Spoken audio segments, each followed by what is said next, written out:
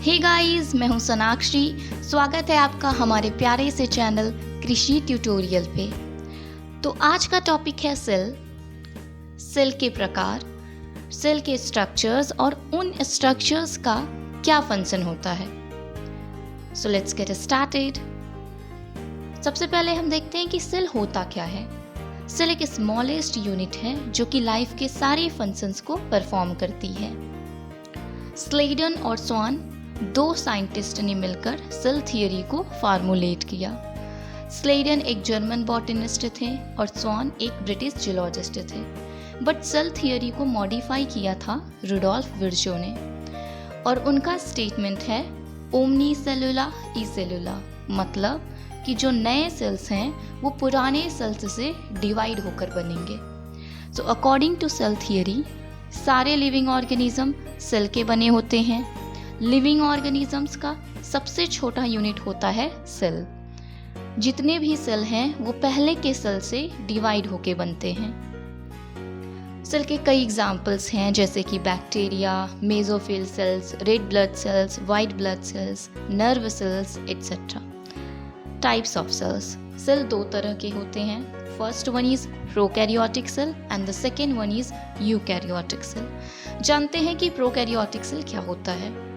तो prokaryotic cell में जो भी ऑर्गेनल्स होते हैं वो विदाउट मेम्ब्रेन होते हैं। Prokaryotic cell generally eukaryotic cell से स्मॉलर होता है, बट ये मल्टीप्लाई बहुत तेजी से करते हैं in comparison to eukaryotic cell, मतलब इनका ग्रोथ बहुत जल्दी होता है। शेप और साइज में बहुत वेरिएशन देखने को मिलता है। Examples of prokaryotic cell: bacteria, PPLO, pleuropneumonia like organism, mycoplasma et cetera. Now eukaryotic cell. जो यूकैरियोटिक सेल है उसमें जो ऑर्गेनल्स होते हैं वो मेम्ब्रेन से घिरे हुए होते हैं, और ज़्यादातर लिविंग ऑर्गेनिजम्स में यूकैरियोटिक सेल पाया जाता है। For example protist, plant, animal and fungi. इसके अलावा यूकैरियोटिक सेल में एक वेल ऑर्गेनाइज्ड न्यूक्लियस होता है विद न्यूक्लियर मेम्ब्रेन। आइए अब हम एक नज़र प्लांट और एनिमल सेल पे डालते हैं। जो प्लांट सेल्स में एक सेल वॉल, क्लोरोप्लास्ट, प्लास्टिड और एक लार्ज सेंट्रल वैक्यूल होता है, जबकि एनिमल सेल्स में ये चीज़ें नहीं पाई जाती हैं। On the other hand animal cells में सेंट्रोजोम होता है जो लगभग सभी प्लांट सेल्स में अब्सेंट होगा। अब हम सेल के पार्ट्स या फिर सेल ऑर्गेनल्स को डिस्कस करेंगे और उनका क्या फंक्शन होता है ये भी देखेंगे। सेल के चारों तरफ हमें सेल मेम्ब्रेन और सेल वॉल दिखेगा। सेल मेम्ब्रेन सेल का बाहरी परत होता है जो सेल के अंदर और बाहर जाने वाले मटेरियल्स को कंट्रोल करता है। सेल मेम्ब्रेन डबल लेयर का बना होता है और सेल मेम्ब्रेन सेल के शेप को भी डिफाइन करता है। Now cell wall. Cell wall commonly plant cells में और बैक्टीरिया में मिलता है। सेल वॉल सेल को सपोर्ट करता है और उसे प्रोटेक्ट करता है। अब हम देखते हैं कि सेल के अंदर कौन कौन से ऑर्गेनल्स पाए जाते हैं। The first one is nucleus.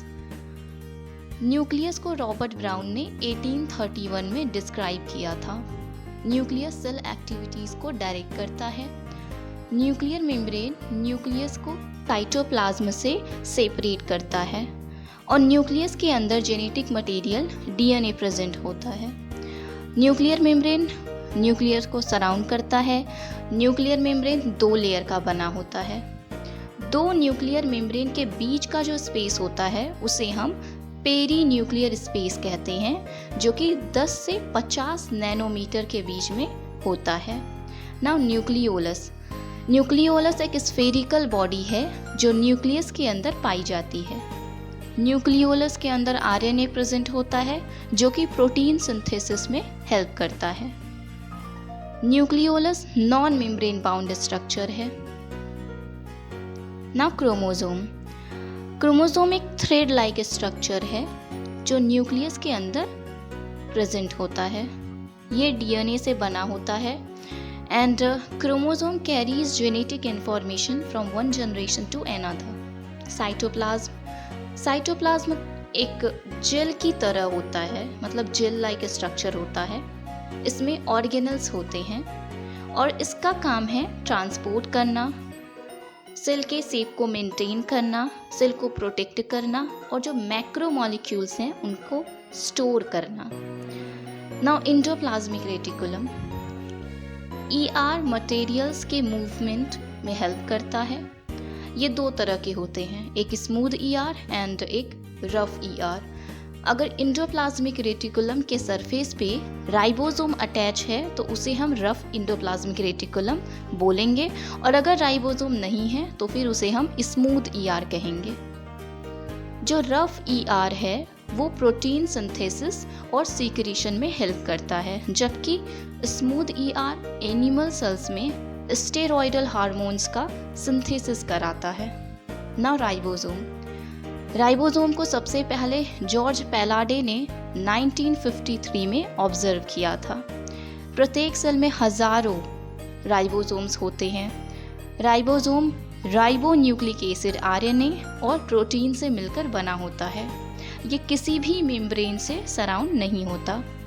Eukaryotic ribosome 80S जबकि प्रोकैरियोटिक राइबोसोम 70S का होता है।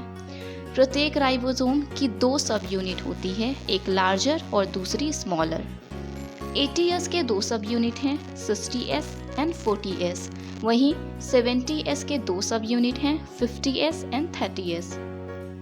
नाउ माइटोकॉन्ड्रिया, ये एक सिलेंड्रिकल स्ट्रक्चर है।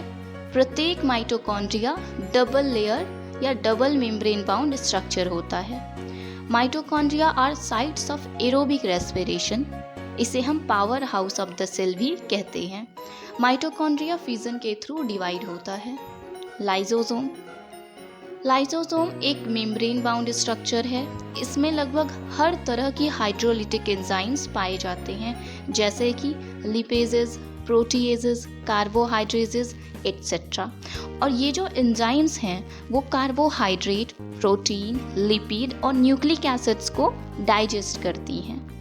नाउ वैक्यूओल, ये एक मेम्ब्रेन बाउंड स्पेस है जो साइटोप्लाज्म में पाया जाता है। इसमें वाटर, एक्सक्रीटरी प्रोडक्ट और ऐसे मटेरियल होते हैं जो सेल के लिए यूजफुल नहीं होते हैं। ये एक सिंगल मेम्ब्रेन बाउंड स्ट्रक्चर है और इसका जो सिंगल मेम्ब्रेन है उसे हम टोनोप्लास्ट कहते हैं। प्लांट सेल्स में वैक्यूओल 90% तक का वॉल्यूम ऑक्यूपाई कर सकता है। वैक्यूओल प्लांट सेल्स में आयंस और मटेरियल्स के ट्रांसपोर्ट में हेल्प करता है। Now the last one is chloroplast. Chloroplast usually plant cells में पाया जाता है।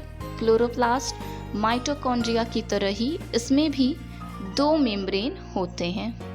इसमें एक ग्रीन कलर का पिगमेंट होता है जिसे हम क्लोरोफिल कहते हैं, and photosynthesis takes place in chloroplast. तो it was all about cell.